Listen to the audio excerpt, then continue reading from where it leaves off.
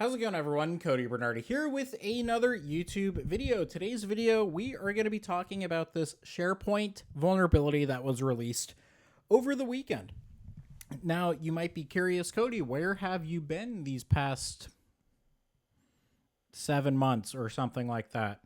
Well, I haven't been making videos, and I don't really have a reason why I haven't been making videos. No, I have one reason, is because I don't do OSINT for a living or anything like that, and it's just not a topic that I could just make nonstop content about. However, I can make pretty much nonstop content about security vulnerabilities because that is exactly what I do for a living, and that's what I've been doing for the past 8 years in cybersecurity. So my title is Senior Vulnerability Management Analyst or Engineer, depending on who you ask.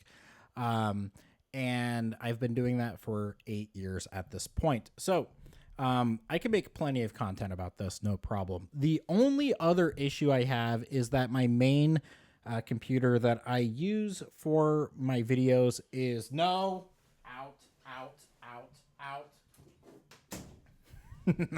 is out of commission. I don't know why it's not working, but it's just not working, and I'm having to use this laptop right here that is less than ideal. So without much more dilly-dallying, let's just get straight into the meat and potatoes of CVE 2025 5377. Why did I say it like that? CVE 2025 53770.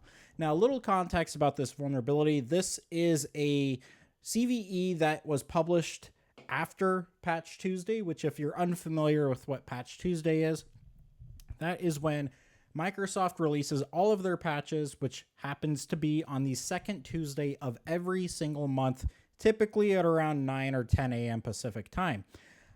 This particular vulnerability is a vulnerability that was found in a patch that Microsoft released earlier this month, I believe on July 8th, if my mind suits me right. So this was a whole whopping 11 days after the CVE was initially published to the world and fixes were announced. So this is a byproduct of a faulty patch by Microsoft.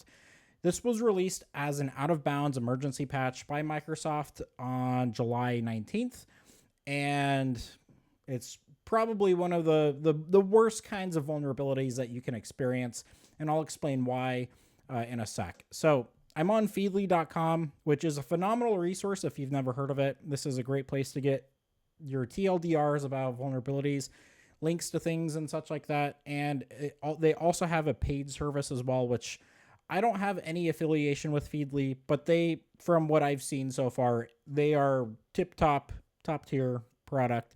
I really like them a lot. And I also like that they offer free stuff for me to make content on for you guys if you are interested. So this is a critical deserialization vulnerability on on-prem Microsoft SharePoint systems.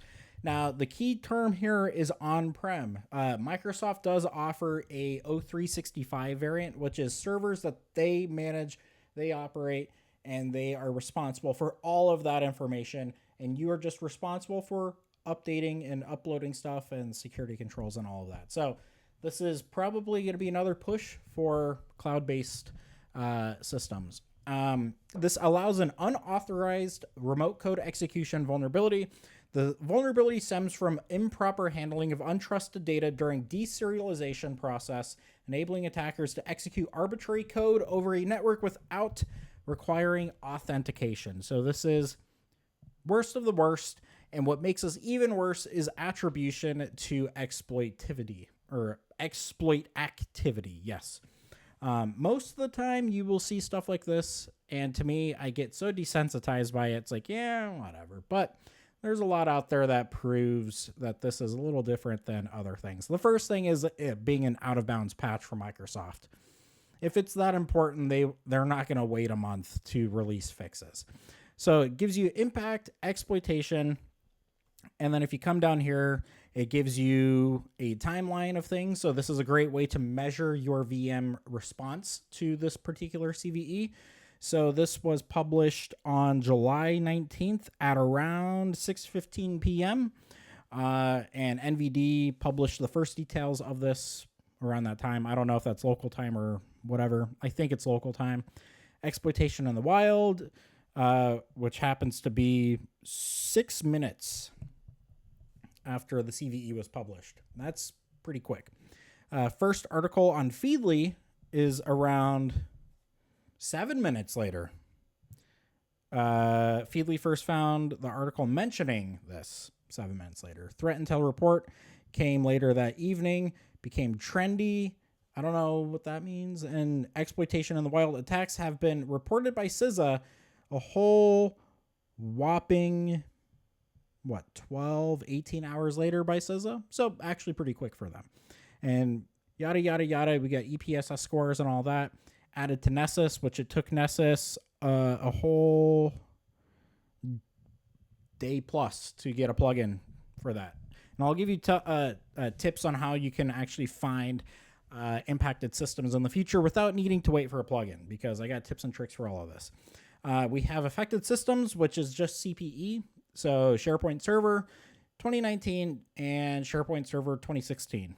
And obviously versions that are no longer supported by Microsoft are also impacted by this. So if you're running SharePoint Server 2013, you're going to be impacted by this. But the worst thing is you don't have a patch for it. That's probably because it's end of life. So if you are a CISO or you're someone of importance where you make business decisions, you can either plan downtime for OS upgrades or you can have unplanned downtime for OS upgrades. You choose. We have links to GitHub for exploits. We have links to proof of exploitation. We have patches. We have links to malware families, and we also have attribution to threat actors and also attack patterns. This is something I've actually never seen before. So this has attribution to APT31, and if you take a look at that, that is a Chinese state-sponsored cyber espionage group with various different names depending on the threat intel company you decide to go with. This appears to be kind of like a CIA equivalent in China. So if we look at Mandiant, APT31, or no, not Mandiant, sorry, threat actor, APT31. We'll take a look at some of their TTPs and move on from there. So FireEye categorizes APT31, blah, blah, FireEye, April 2016. Also, according to CrowdStrike, this adversary suspected of continuing to target upstream providers, example, law firms and managed service providers, to support additional intrusions against high-profile assets. So they will go after third parties. So whole thing that, you may not be directly impacted, but you certainly can be indirectly impacted depending on who your vendors are. And then we have associated malware families. We have attribution to other campaigns and CVEs. So all that fun stuff. Now I believe the CVE is in Metasploit, which doesn't necessarily make this any more critical. It just means it's easier for people to run. So let me just look up the CVE and MSF. I don't know why MSF Metasploit. Let me look that up. I could also just have all of this prepared beforehand, but I saw this earlier. So we have something from Rapid7 who owns Metasploit. July 22nd was when this was updated. Rapid7 customers, IOCs. Nothing mentioning Metasploit. I saw it on Twitter. I think I saw it on Twitter. I saw it on LinkedIn, I guess. Check LinkedIn. Someone that I highly regard as a pretty decent pen tester shared it. I think they do pen testing at Apple, which Apple security is top notch, I will say. And I think I reshared it. Yeah, right here. So Metasploit, and I'm running this on a Mac, so I don't have MSF on the system, but we have, sysinfo, we have SharePoint toolpane RCE. So that is the exploit you can use, and you can run this with a reverse proxy. So it looks like this is in Metasploit. So now skids can just go ahead and exploit systems on the internet willy-nilly and all of that. So with all of that, let's go ahead and let me show you how you can enumerate SharePoint systems on Shodan. And it's actually really simple. Now, shout out. I want to give credit where credit's due. UK Daniel card, Mr. Robot on Twitter gave me the idea to even hunt for this stuff. But I do have a better way you could search for this. So Shodan is phenomenal because things on Shodan you can click on and you can enumerate things that you didn't know you can even enumerate. So let me walk you through the steps that I used here. So I took this favicon hash right here from Mr. Robot, and let me open up a new tab so I could keep that over there. So go ahead and paste this then. This is I forgot the hash. I think it's like MMH3 hash, something like that. And it shows you the favicon for Sharepoint. So they calculated this. This is the favicon hash and all of that. So we have 326 results in the United States, Canada, Vietnam, etc. But another thing I noticed when I was trying to fingerprint Sharepoint systems online, what is the best way to go about it? Typically what I do when I try to enumerate a system or a product on the internet, I will go through some of the responses I get on Shodan and throw those into quotes. So if I was trying to enumerate asp.net or something like that, I would copy paste x powered by asp.net in quotes and throw that in the search bar and see what I get. But there is something else in Shodan that you could just click on. Again, this is why I like Shodan so much. You could just click on things and it will give you what you need. So you see these little icons down here. It's probably pretty hard for you to see. So I zoom in a little bit and you can see Microsoft SharePoint. We have asp.net, Windows Server, IIS. Let me just click on Microsoft SharePoint and it will provide you a completely new search query with your original search query included. So we have favicon hash and we have the hash right there. Let's just go ahead and remove all of that. So I'll zoom in. I removed that hash value right there, and I just have HTTP component Microsoft SharePoint, and you can see the number has grown significantly from that couple hundred to now 8,700 internet exposed SharePoint systems. Now, keep in mind that this doesn't necessarily mean all of these systems are vulnerable, but there's even more we can do because, again, if you are going to be a cyber espionage group, you want to have this technique super locked down because you want to target systems that you know are going to be vulnerable. You also need to be aware that you might be targeting honeypots. There's a good chance a lot of these are honeypots. Some things I would keep in mind if I'm trying to avoid honeypots, and again, this is all hypothetical, don't do this, is if it's cloud-based hosted. So if you're trying to run a honeynet, you want to have a diverse portfolio of sensors in residential nodes and all of that, just so it doesn't show up as, let's take a look down here, top organizations, Microsoft Corporation, Linode. I mean, those could be SharePoint systems, but I also think that, running a honeynet directly on a cloud provider is kind of lazy. But things like Government of Alberta, I don't think that's a honeynet. We have Verizon Business. Now, Verizon also owns the Paranoids, I believe, or Yahoo. One of them owns the Paranoids. So that could be a honeynet. But the more you scroll down these like single numbers down here, we have just universities, all of these universities. And again, I'm just browsing. I'm not doing anything. I'm not telling you how to do anything, but we have exposures right here. And if you click on these results, you can see when it was scanned. You have timestamps right here. So we have this information. So this has not been scanned since July 19th. So there's a good chance this is not internet facing anymore.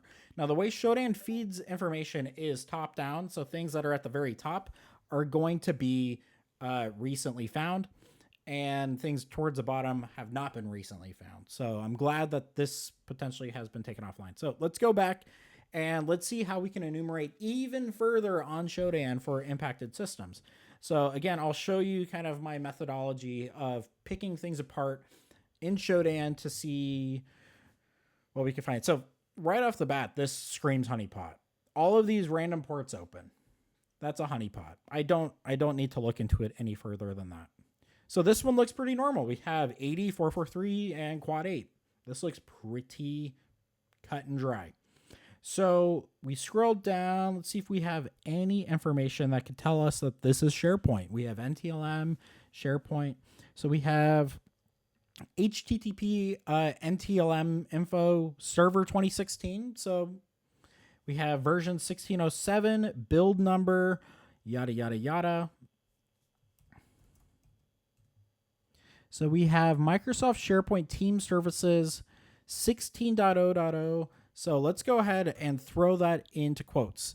So we will just use ChatGPT to help us out. What does this mean?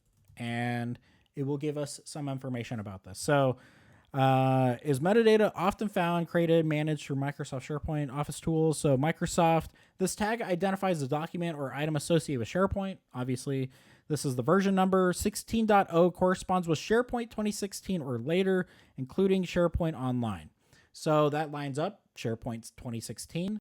Now, let's see what this version can give us. So SharePoint 2016 patch, and then let's just look up this number right here. Let's see what we get.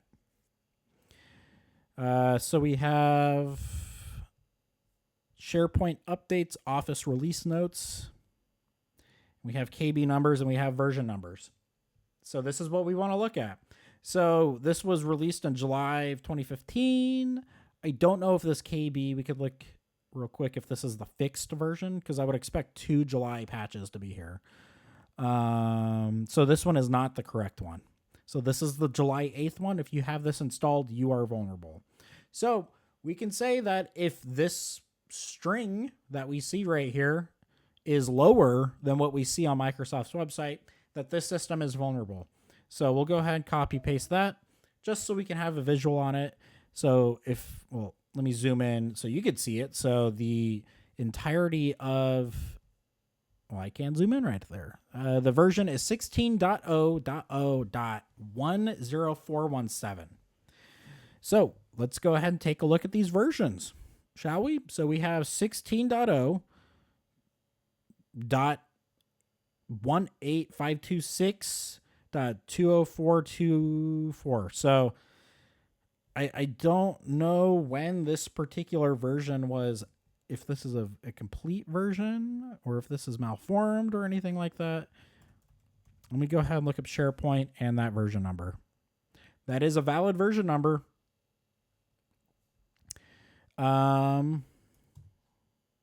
So common header values, web technology survey. Interesting. UpGuard SharePoint server has vulnerabilities. Let's take a look.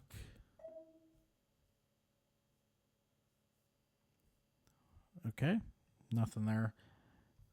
I just want to see like when this version was live, I guess, for lack of better words. Could do SharePoint site.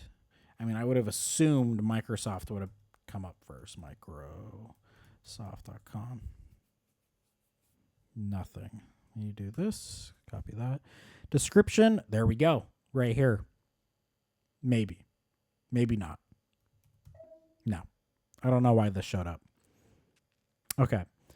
I would say this system is pretty old, pretty out of date, just given this right there. So you could go that route. And if you need to boil it down even more, you could do the SSL.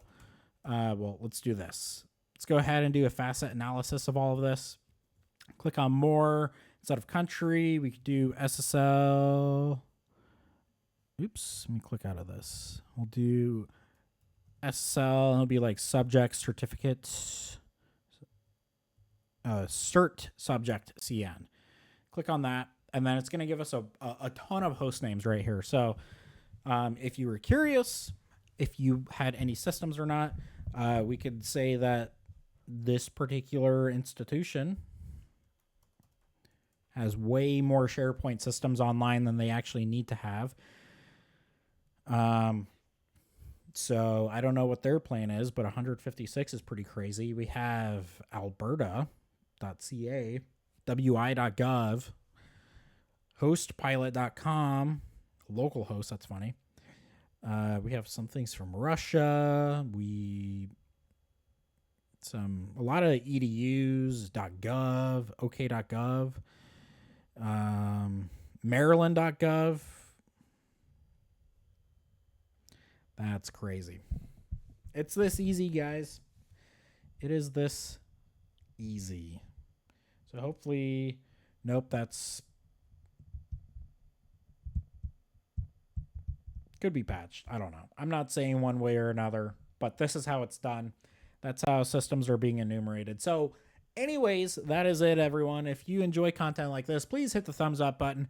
Hit the subscribe button with the bell notification enabled so you get notified anytime I post a new video. And again, this was strictly educational. Please, for the love of God, do not do any exploit shady stuff on the internet. You will get bit in the ass. There are more censors and narcs out there than you can imagine. That little bit towards the end with Shodan is meant for defenders to find systems that they have online. You can use it through searching autonomous systems, CIDR blocks, subject certificate names, all of that fun stuff to find systems you have online and do what you need to do to patch those systems. Because if you don't patch them, someone else will just make you patch them. And you don't want that to happen. So anyways, that is it, everyone. Y'all take care. Goodbye.